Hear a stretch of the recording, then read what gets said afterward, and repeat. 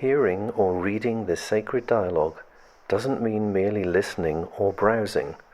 It's not hearing with the ear alone. It should go deep into the heart.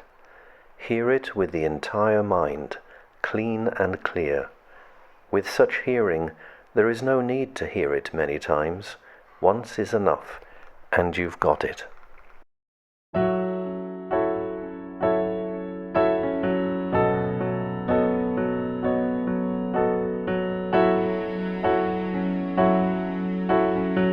Yes, we are going to continue our final journey on the Gita, the final chapter, the final 25 slokas or verses.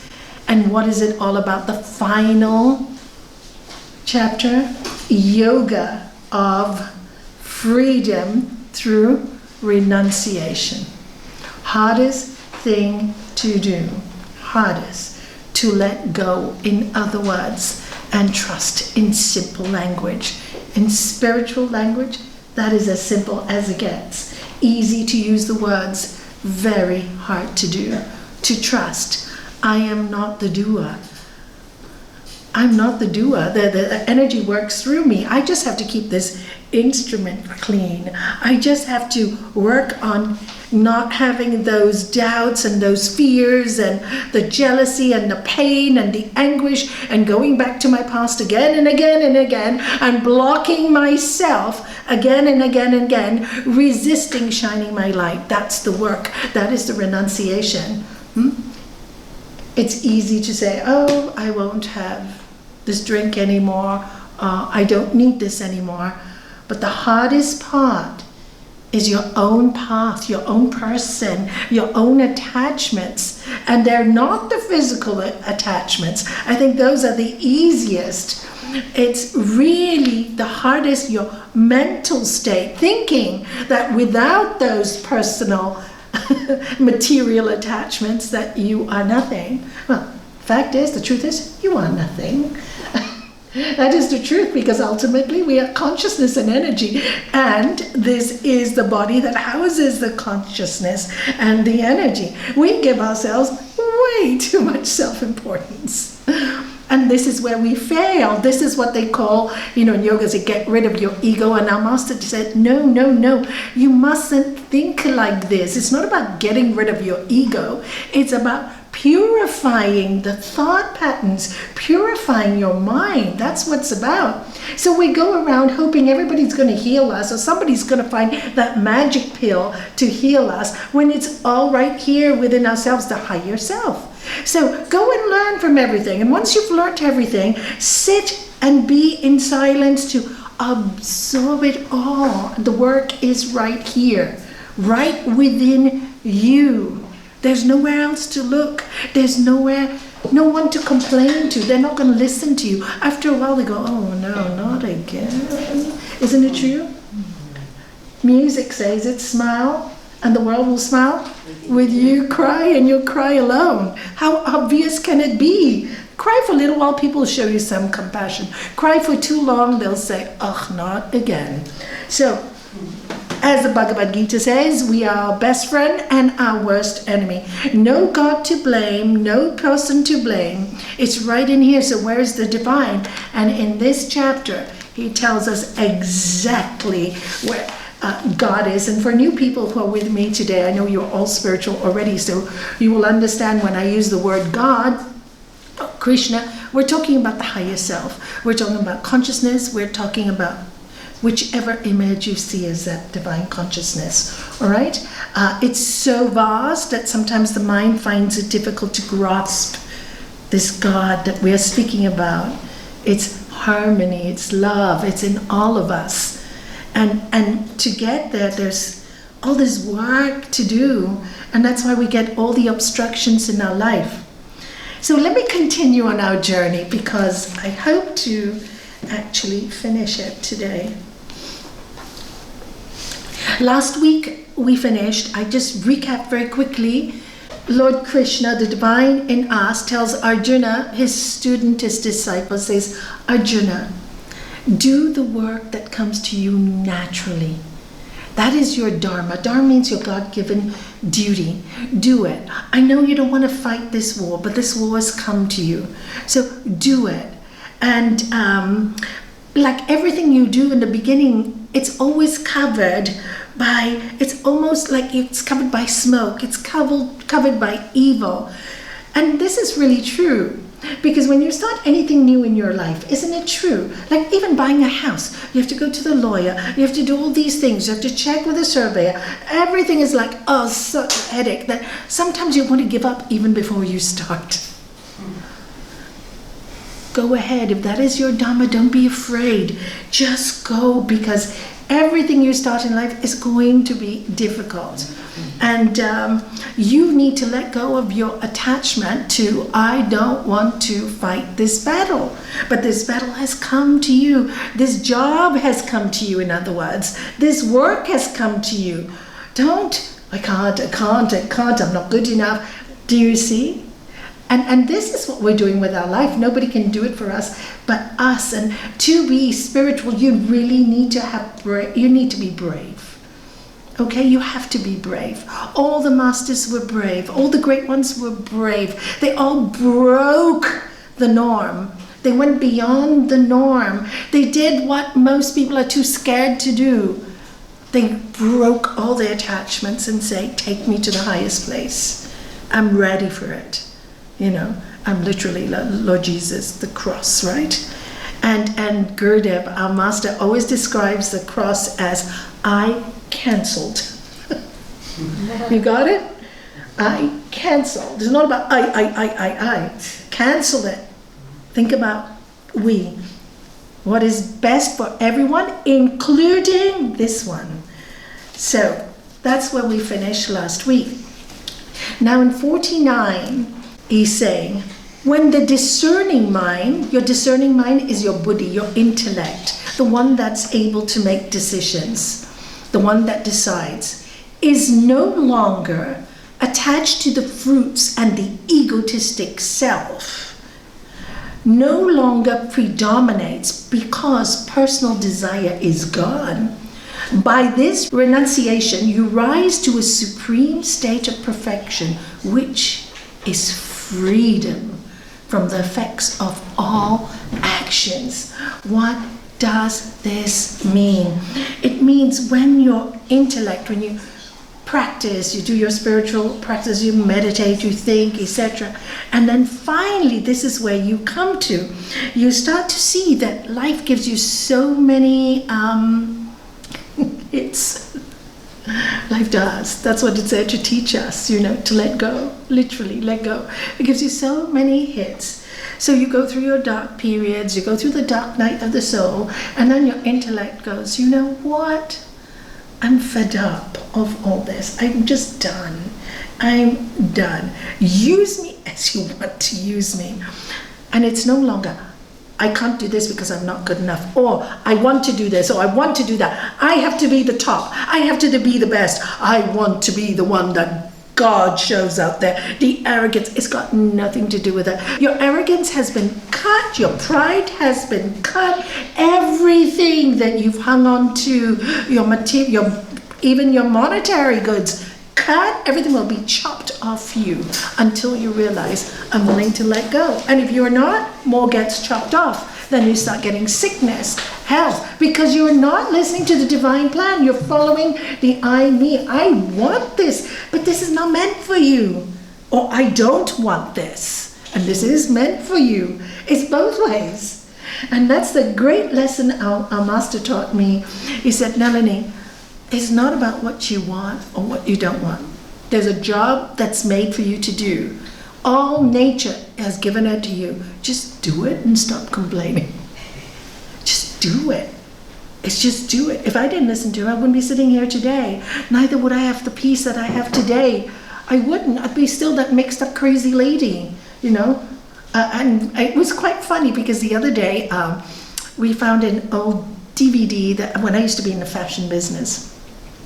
And we did a fashion show at the Andalusia plus, and I was wearing this gold dress and my hair, and the TV's interviewing me, right? Johnny and I used to talk many years ago, about 8 years back, about his designs, and we always used to joke around and say, Johnny, one day I'll make you famous. And you go, sure, Nalanie, sure, And that's because I really thought his clothes were special. How we started it is I came up with the idea of starting my own fashion house. I'm quite ambitious.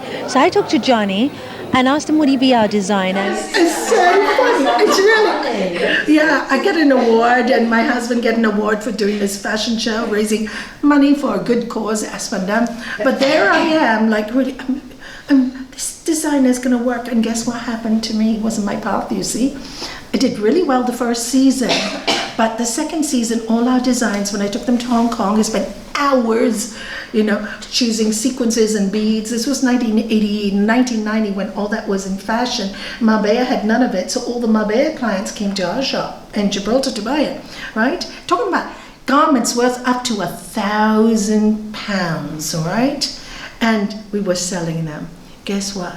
We invested all that money into the new collection, the fabrics, the clothes. Went back to Hong Kong 3 months later to check it out. The whole company had closed down, took all our money and ran away. Yeah, interesting. So much for ambition. I wasn't meant to do that. So did I cry and sob? Sad, because we spent a lot of time, but I realized no. I was doing this business because it was really my husband's business, and I was trying to be good at it, not meant for me. My heart's not. My heart's really looking for something more, where I feel at home. And that's when yoga came. So this is, so I can really understand this. I thought, I want, and then you realize it slashes you till you realize it's nothing to do with what you want and what your dharma is, what you need to do. All right, so this is what it's saying here. And then when you get to that state after a while, you're just like, you know what? I'm so happy not wanting anything. I know I'm totally looked after. I just need to want one thing, peace. Peace. Because if I have peace, I have everything, right? You have peace, you have everything. Oh, be clever, Nalanie. Don't fall for the sidelines again. And don't think, what if it doesn't work? And I remember my master's words. I said, Gurudev, what if I do this wrong? He said, Nalanie, if you do it wrong, you'll be God's fool. You do it right, you'll be God's angel. Up to you. So I accepted that I might be a fool, but that's okay. At least I've done it. Courage, again and again and again. And then you get to this state where good luck, you all know it so well. Bad luck, who knows, right? One day everything comes, next day everything is gone, right? But when you lose the I and flow with the events, you just flow. And you don't get depressed, and you don't complain. Yes, you can be a little sad, that's normal, we're human. But don't let yourself drown. Then you start to become free from everything that affects you. Do you see? Know your dharma. What is your dharma? What are you? If you're a fashion designer, talk about fashion. Makeup artist, talk about makeup. That's your dharma. But don't be an expert in the field that you're not, because you just got this huge ego. And then you feel very free. And that's the freedom he's talking about right here. So 50. Now in a few words, Arjuna, I will tell you how one who attains the perfection of freedom from actions also realizes the oneness of the Absolute, who is the consummation of wisdom.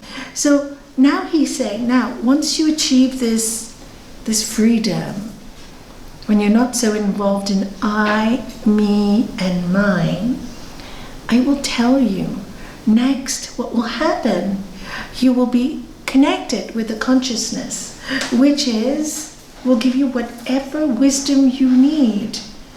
The wisdom, in Sri Patanjali, many of you know it, and those who don't, Book 2, Sutra 28. By the practice of the 8 limbs of yoga, the impurity dwindles away, and there dawns the light of wisdom, leading to discriminative discernment. Where does the wisdom come from? It dawns from you when you stop fighting. It dawns inside of you, and then it gives us the 8 limbs: yama, niyama, asana, pranayama, pratyahara, dharana, dhyana, and samadhi. And it says, gives us every single hint on how to get there. Lord Buddha gives us the Eightfold Path, how to get there. Lord Jesus, if you love one another as I love you, they will know you as my disciple. There are all the clues. But how on earth are you going to love anyone if you don't even start with loving you? And how are you going to love yourself if you're constantly complaining and well, I want this and I'm not getting this. I want. How are you going to love yourself? You're going to love yourself when you're in a place of peace and joy, and you can uplift others, uplift you like yourself. Everybody I know, when they uplift somebody else, even with a smile, say, oh Nalanie, I feel really good today. Why? Do you see, we're naturally born to uplift. So we're going to sadness and depression. What are we doing to the energy? So this is our lesson. That's why we need to learn about sadness and darkness. Because if we don't learn about it, we can't understand it. If we understand it, we can get ourselves out of it. When we get ourselves out of it, we become free. When we become free, the natural joy is to help everybody else to become free, because that's the next step. So, and then when you want that, because it's not a personal desire, it's a desire for peace, then whoever needs you will come to you. You don't have to do much. My master always said, don't go out there looking for people. I can help you, I can help you, I can help you. Wait till they come and tell you what they want. When they ask for help, that's when you give it. Because they're ready. 51. That person becomes one with Brahman, one with the divine, one with what yoga is connecting with the highest source, who has pure understanding, sattva. Sattva is purity of mind, and firm control of his senses and passions. Okay, this is really interesting. So now this person has achieved this. It doesn't mean that your passions are not still there. It doesn't mean that your senses are still not there. They're there, but you have firm control. You do not allow them to drive you crazy. So in other words, you get to a state of complete freedom, because you will say, for example, oh, I really would like to go to this restaurant for dinner. I'm just making it really simple, okay? And you have no attachment to it. You just would like to. If you go, great. If you don't, it's also great, right? But you would like to. The universe will make sure that you get there. Because it's that flow of energy. Because whatever you want, you are given when you're in that flow of energy. And when you're really in that, it's not that, oh, if I don't get it, I'm going to be miserable. It's not that. It's, okay, didn't get it, I'm happy. Get it, I'm happy. But I'd like it. It'll give it to you.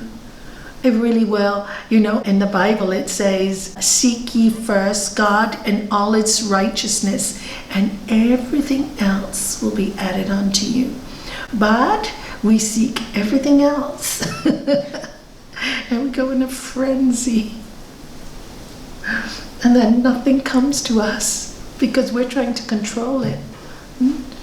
We can control some things, not everything. So when you have firm control of your senses and passions, and this is where yoga comes in to practice, when you're practicing, when your thoughts are coming and it's depressed or sad or angry, then you just use forgiveness. I let it go. I let it go. Forgiveness doesn't mean condoning a bad behavior. Forgiveness means you just let it go from your mind. But it doesn't mean condoning a bad behavior. People think that, oh, I have to forgive, but I have to be involved in that bad behavior. No, because that's stupidity. Forgiveness does not mean stupidity. Forgiveness means you let it go from here. But if you know the person's going to bite you again and again, you're really a fool to go there again and again. So step back, all right?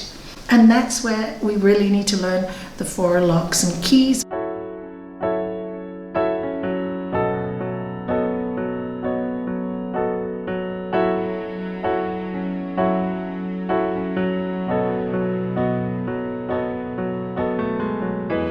So you see, all the scriptures, when you study them, they all link.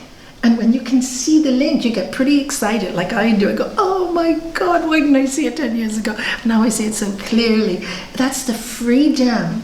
So, of course, when it's in your mind fresh, it's in your soul, you feel it. So when you get hit, you understand exactly what is happening. And you're not like down, or it's life. Just go through the pain, 1 day, 2 days, 3 days, as long as it takes. But I will not lose my peace. You got it?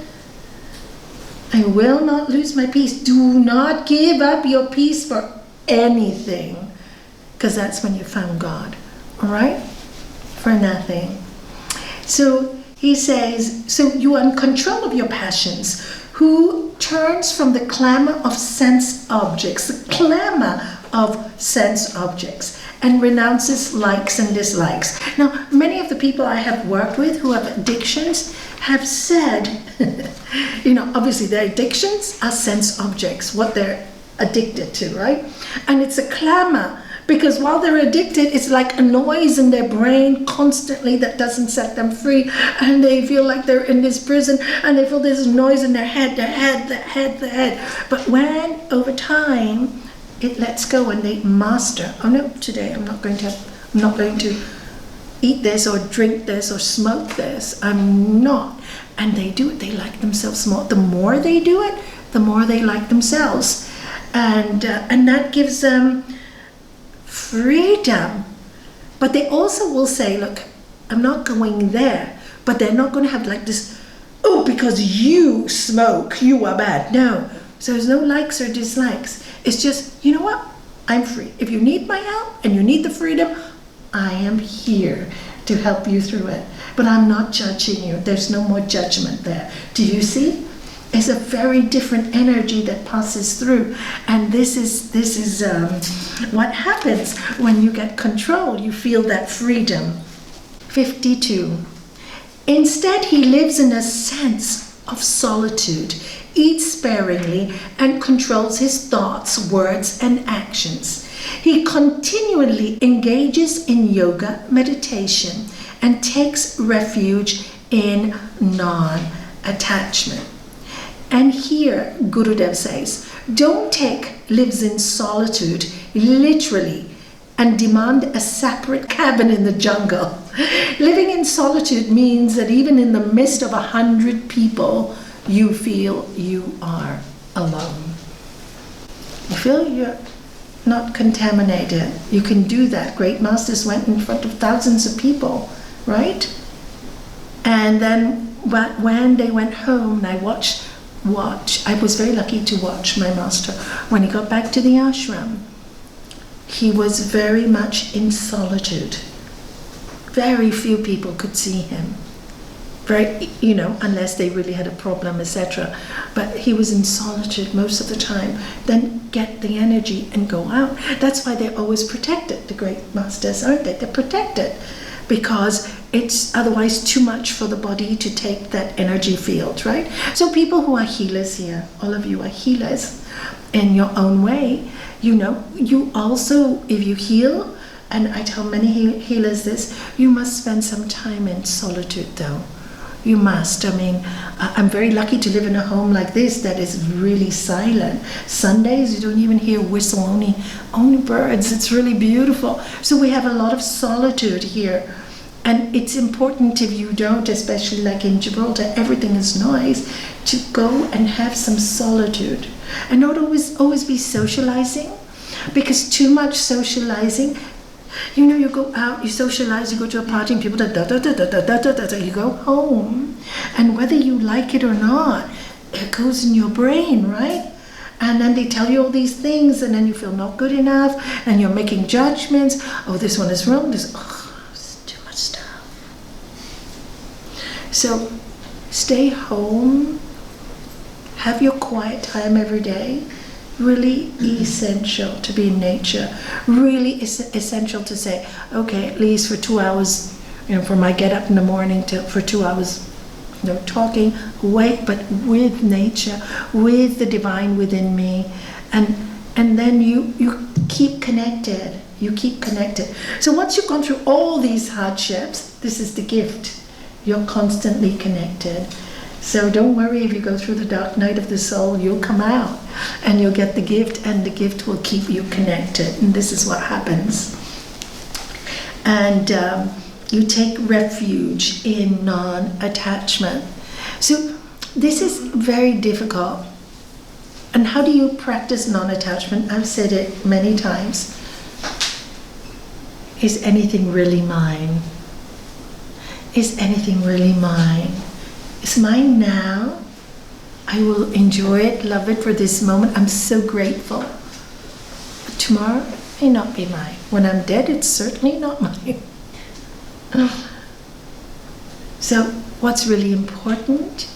How do you want to live your life? If you're so concerned with what is yours, this is my friend, my this, my that, my that. Easy come, easy go. That's life. Everything will go and everything will come. And it's the miracle of life. So we're so good when good things come. We're so bad when lousy things come, right?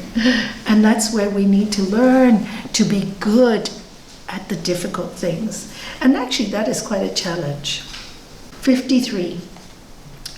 Because he is free of the ego sense of separateness, what keeps us separated, ahamkara, you say in Sanskrit, is our ego sense, I'm better than you, or you're worse than me, or I'm worse than you, and all that stuff, right? He no longer suffers possessive attitudes of my and mine. There it is. Thus he overcomes aggressiveness, arrogance, personal desires, and anger. He is peacefully prepared to experience oneness with the Absolute. You are really now willing to experience your divine, your connection with God. You are ready. When you let go of me and mine, you've just had enough of it. So, 54. When you realize oneness with the Absolute, you are always serene and no longer subject to the sorrow or the anxiety of personal desires. When you have a lot of personal desires, it makes you very anxious. Why are people full of anxiety today? Why are the youth full of anxiety today? You know why? Everything. They expect everything. I want the latest phone. I want my parents to do everything for me. I want this, I want that. They believe they're entitled. I hear kids telling their parents, well, why haven't you left enough money for me? Hello, your parents worked all their lives, How dare you speak to your parent like that? Anxiety, because see, the desires are so great that it takes you over. It's quite scary. And you think, really? People really get like that? And they do. And young people today, it's all about, I want. So he says, the people are subject, but the people who've learned about letting go of their desires, they don't have this anxiety anymore. You feel the same regard for all creatures and rise to a state of supreme devotion to the Lord. When you come to this stage, all you want to do is love the Lord. And that is love the Lord in everything and everyone. That's all you want to do. But you can see the Lord and you can see the human disposition as well. You see both. So you're able to apply the teachings in real life, but always staying centered in love in the Lord. By such devotion, you will truly know me. Now this is Lord Krishna representing the divine self. You will truly know me, what and who I am. When you know that, you immediately enter into my infinite being. What does this mean? Grace. Talking about grace. And that's where the song came from, right? Amazing grace, how sweet the sound that saved a wretch like me. I once was lost, but now I'm found. Was blind, but now I see. Oh, that's lovely. Thank you, guys. Thank you.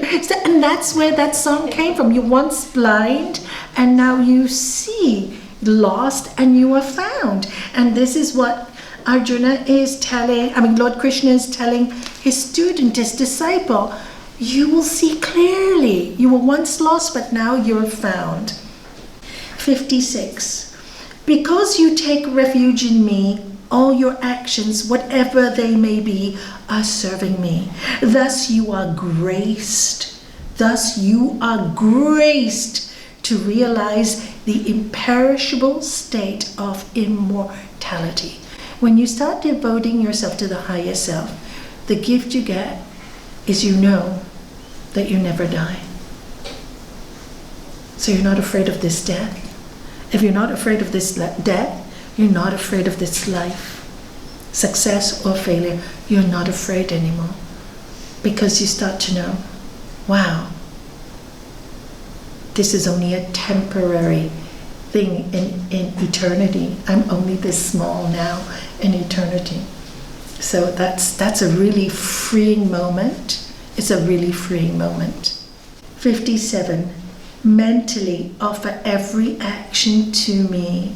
Have me as your foremost goal and diligently practice Buddhi Yoga, discerning the real from the unreal. This way, you will keep your mind constantly fixed on me. What is real and what is unreal? No, you are spiritual beings having a physical experience. Wayne Dyer. No, you are in this world but not of this world. Lord Jesus. Know that the Lord of love lives in the hearts of all. Upanishads. Know the radiance of Buddha shines in the heart of all. Lord Buddha. And just keep reading these things, telling yourself. So what is real? How many people have died the last 3 years that you know? Why? Because we have to learn that we're not seeming to grasp the fact, the spiritual fact, that we need to lose all these attachments of I, me, and mine. It's in this body that we need to live the divine purpose. It's here, right now. It's not tomorrow. Yesterday is gone. Forget it. All the time complaining about yesterday. Why would you want to do that? Why would you want to take away today? Why do you want to take away today? Today is so precious. If you're always thinking about tomorrow, you take away today. Just enjoy today. Just enjoy sitting in the moment. Just have it. I'm here. I'm listening. Or after this, I'm having a sip of water. Enjoy your cup of tea. It's so nice. Somebody sent me a little poem the other day saying, sip your tea nice and slow. I don't know. Was it you who sent it to me? I don't think it was me, but I've come across that. Yeah. Sip your tea. What's the rush? What is real? What is unreal? What is real? Keep asking yourself that, and that's the question I kept asking myself. If you ask yourself that question constantly, you will know, I'm totally unreal, and what is real is beyond the physical. And then you go, the physical is all there for us to enjoy, to have fun. All the greatest masters that I have met, Swami Satchidananda, Dada Waswani, Mother Teresa, Dalai Lama, they're all smiling and radiant. They're not miserable. So why are we? Follow the joy. Follow the joy. Follow the joy. If something makes you miserable, renounce. Learn how to renounce it. You have to know what you have to renounce and what you have to keep. And that's the learning of spiritual journey. What should I give up and what should I keep? That's our learning. One day it becomes really clear. So keep your mind constantly fixed. 58. By continually fixing your mind on me, you open to my grace and thereby overcome all obstacles. In other words, you'll always be looked after. But if you will not hear me because of your ego, then you will perish.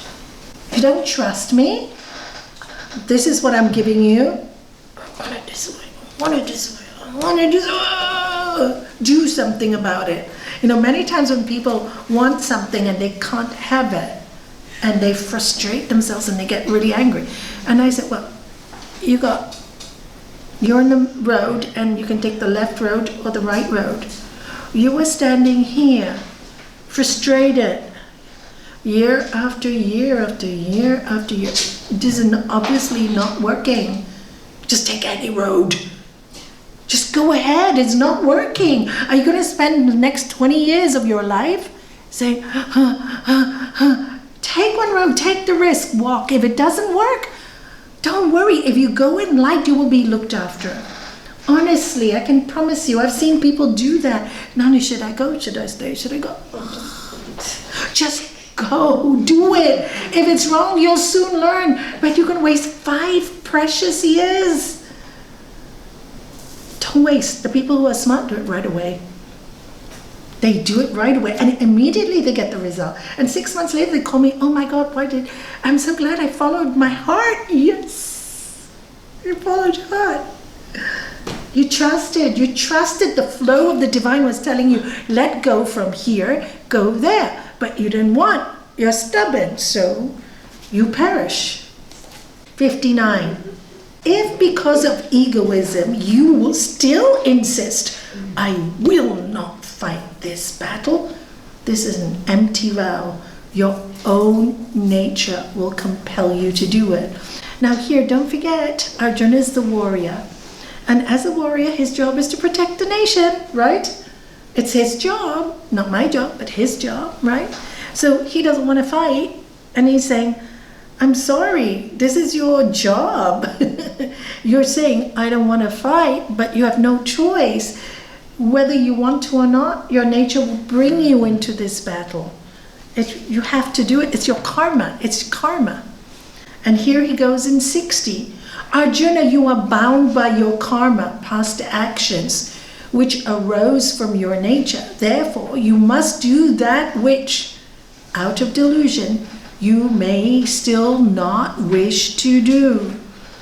Your karma has brought you this. Sorry, it's brought you this problem, but you have to do it.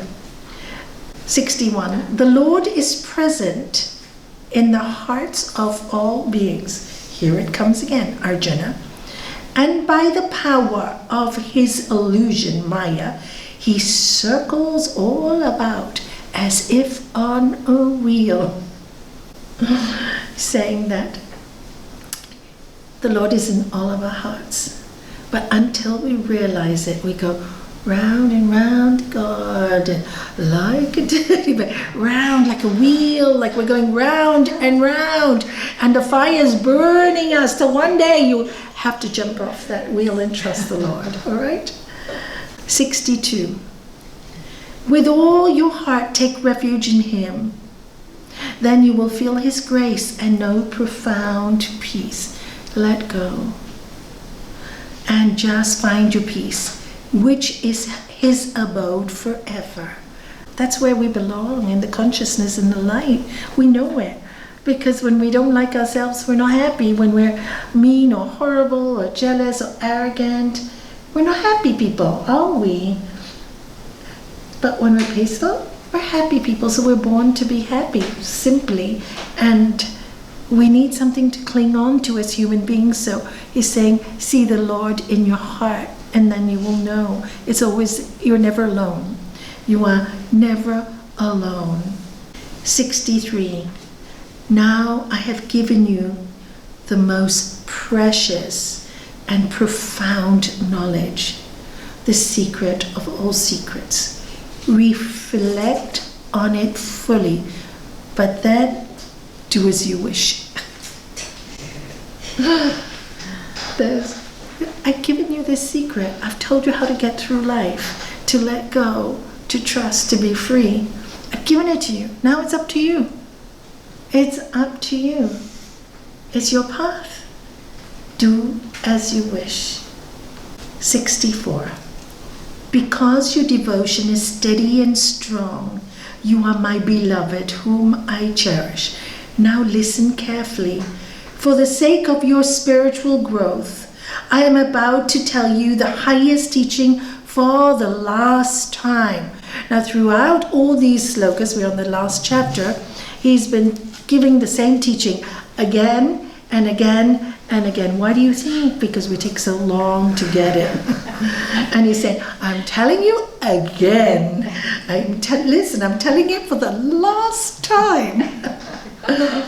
Always think of me, and this is the secret. Always think of me, worship me, dedicate every action to me, and surrender yourself to me. In this way, you will certainly come to me. I promise you this, because you are my beloved. So what is the highest healing energy of all? Love is the greatest healer. We're not talking about possessive love. Possessive love kills people and hurts people. We're talking about unconditional love.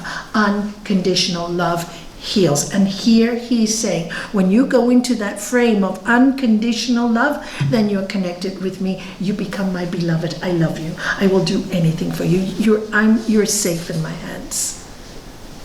But you have to feel the love here. You can't feel the anger, you can't feel the arrogance, you can't feel the meanness, none of those things. It has to start here in your very own heart. Love yourself first. Respect yourself by doing things that make you respectful. And my master taught me the most precious lesson in the first lesson.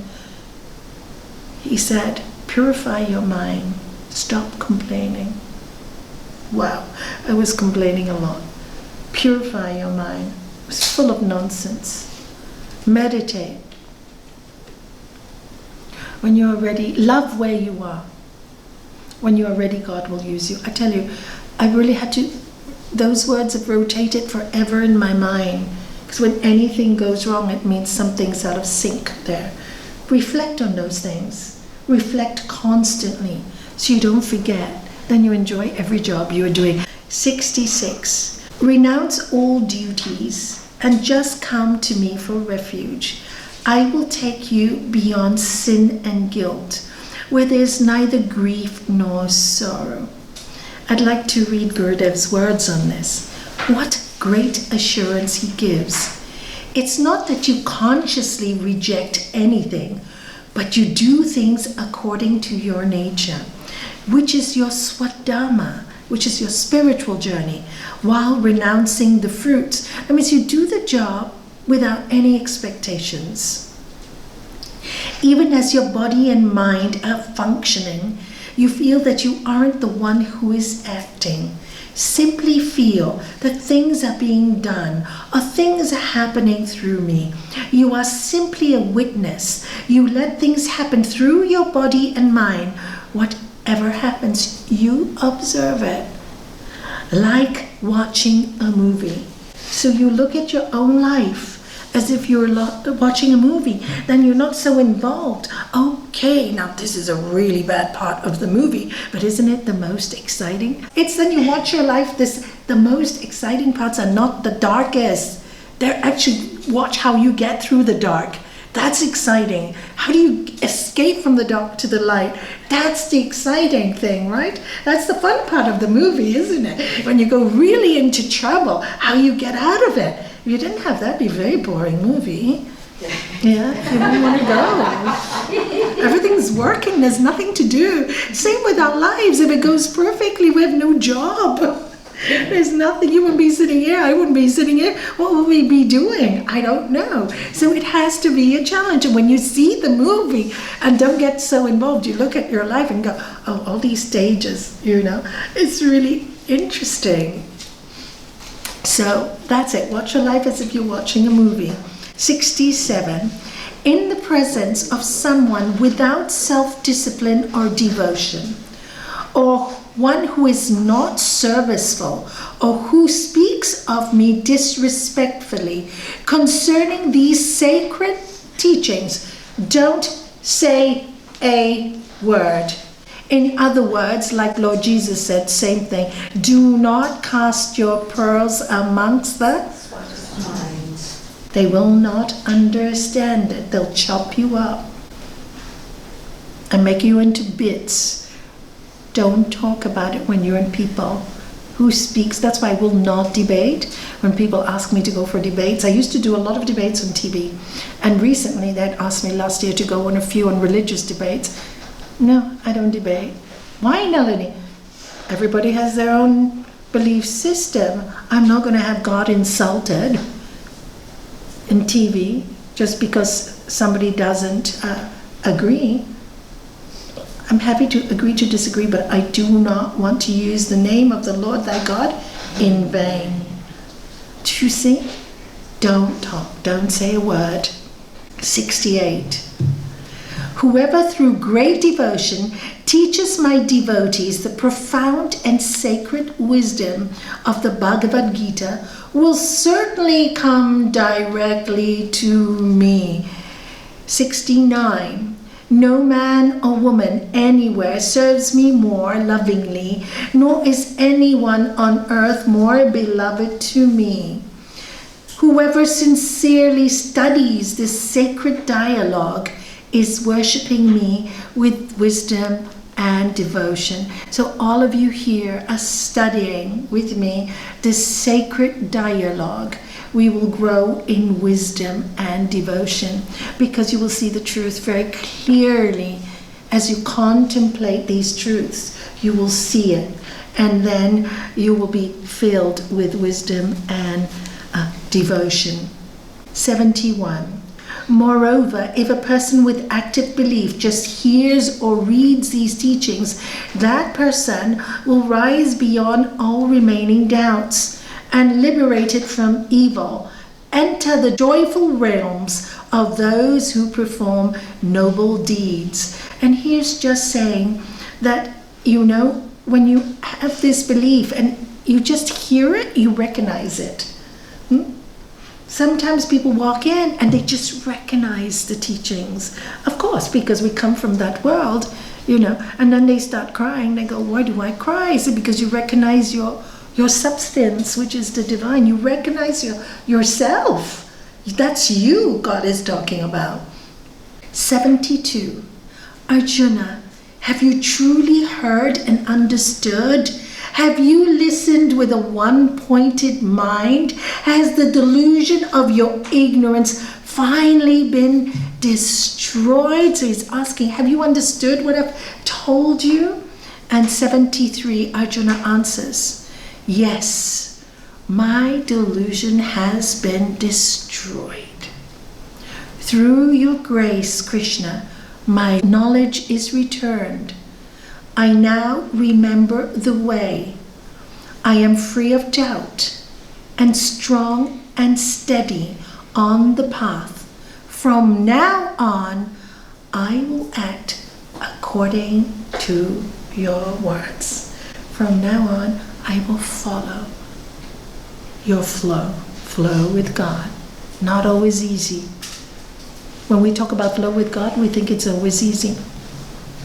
Sometimes flowing with God is the biggest challenge you ever have in your life. And mostly it is like that. 74. We just have a few more and we're finished. 18. Then Sanjaya said, and now this is Sanjaya is a person who's a medium who's speaking to the king who is blind, and the king is far away, not in the middle of the war, not in this dialogue, but Sanjaya has given him the vision of all that Lord Krishna has said, because Sanjaya is a pure person. So as it ends, he's saying, this amazing dialogue between Lord Krishna and the great-hearted Arjuna is so full of wonders that just hearing it makes my hair stand on end. And isn't it funny, many times when I talk to people and they talk about something spiritual or an experience, a vision they've had or something, and they go, oh Nalanie, my hair's on end. Yes, this is what happens, right? They got the message from God. They got the message.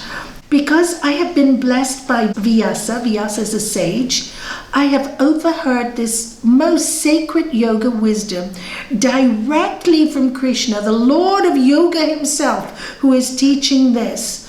Oh my king, whenever I remember this wonderful dialogue between Krishna and Arjuna, I am overcome with bliss. And whenever I recall this breathtaking form of God as Krishna, I am astonished again and again, and my joy overflows. Again, joy is divine, is joyful, it's not miserable. Whoever told you have to be miserable to find God? No, it's meant to be a joyful journey. Whenever you come upon Krishna, the Lord of Yoga, and the great archer Arjuna, there too you will find prosperity, victory, happiness, and sound judgment. Of this I am certain. And with this, we complete, finally, since September, the last chapter of the Bhagavad Gita, the yoga of freedom from renunciation.